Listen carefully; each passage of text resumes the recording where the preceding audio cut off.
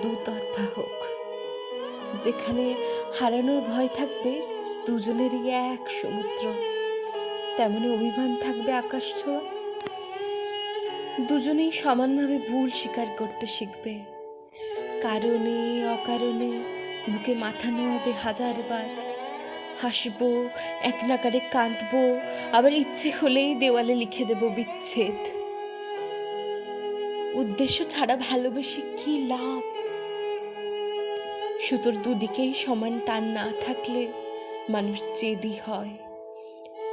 পাওয়ার আশায় আত্মসম্মানটুকু খুইয়ে জলজান্ত পাথরে পরিণত হতে থাকে ধীরে ধীরে। নাওয়া খাওয়া ভুলে ঈশ্বরের মতো মানুষ মানুষের সাধনা করে। কি মর্মান্তিক! এভাবে আগলে রেখে কি লাভ যদি সে থাকলোই না?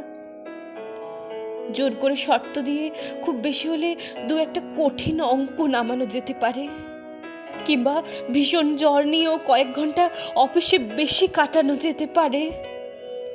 জেদের বসে হয়তো পারবে পাহাড় চূড়ো হতে, কিংবা কখনো কখনো নিউটনকে ভুল প্রমাণ করতে। তুমি আর সব কিছু করতে পারবে, যা বাস্তবিক, যা হতে পারে। কিন্তু কেউ তোমায় না চাইলে তাকে আটকে রাখবে কিভাবে? প্রশ্ন করেছ নিজেকে? করেছ?